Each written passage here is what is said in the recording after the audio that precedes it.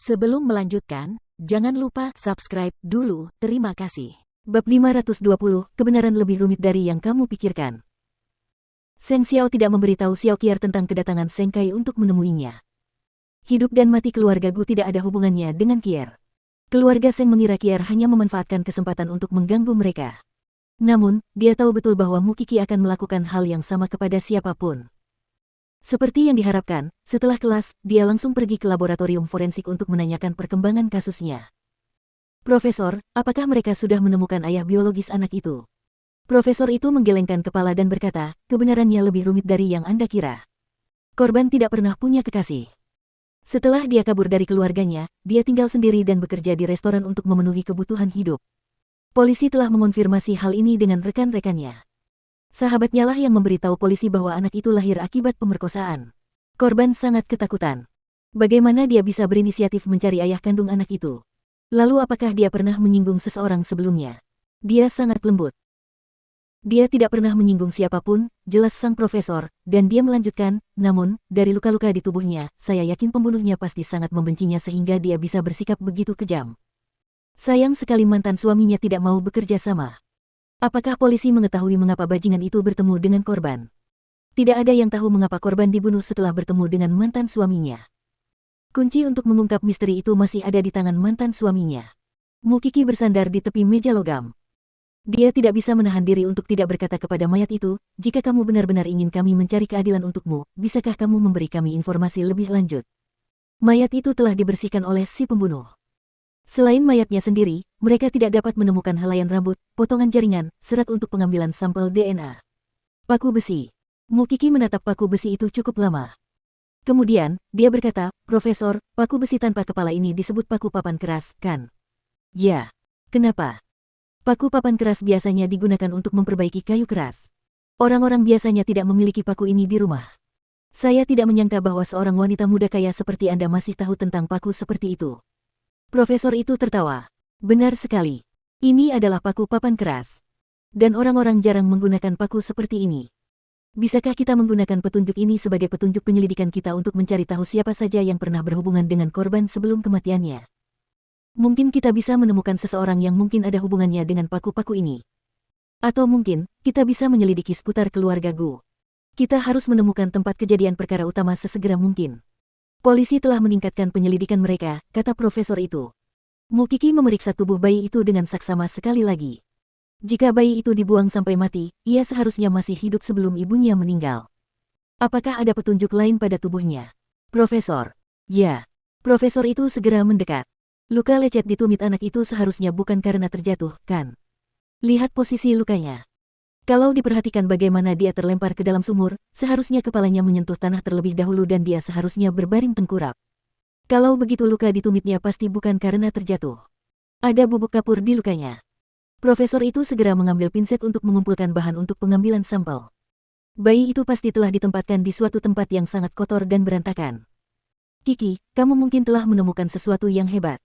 Ini sangat membantu dalam mencari tempat kejadian perkara utama. Meski kebenarannya masih belum diketahui dan mereka tidak tahu apa yang terjadi antara korban dan bajingan itu sebelum dia meninggal, naluri Mu Qi mengatakan kepadanya bahwa bajingan dari keluarga Gu itu pasti ada hubungannya dengan kasus tersebut. Saat malam, hujan turun deras. Seng Kai dan Gu Ziling sedang dalam perjalanan menuju keluarga Gu.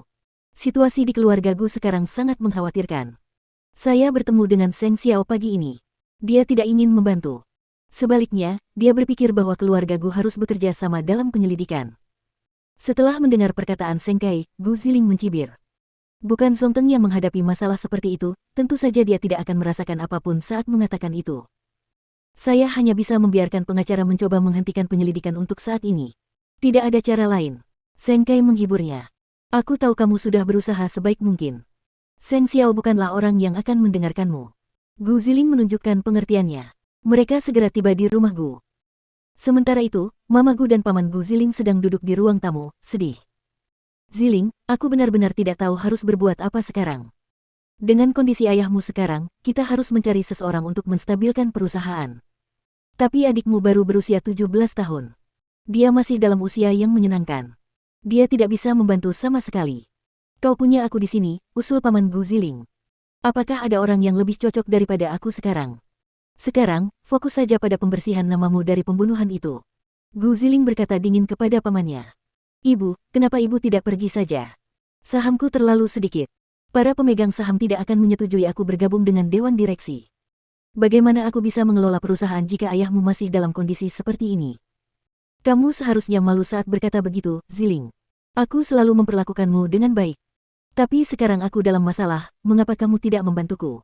Kamu tidak ingin masalah ini menyebar ke seluruh kota, kan? Ibu, sebaiknya ibu meminta semua anggota keluarga untuk datang dan merekomendasikan seseorang untuk mengambil alih. Jumlah anggota keluarga sangat banyak. Pasti ada seseorang yang bisa ibu percaya. Mama Gu melambaikan tangannya. Saya sangat lelah dan tidak bisa memikirkan apapun. Keluarga Gu sedang mengalami begitu banyak masalah sekarang. Saya benar-benar tidak tahu apa yang harus saya lakukan.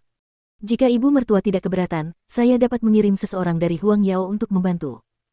Paling tidak, kita dapat mencegah orang-orang terus-menerus mengincar perusahaan. Mama Gu melirik Seng Kai dan menggelengkan kepalanya.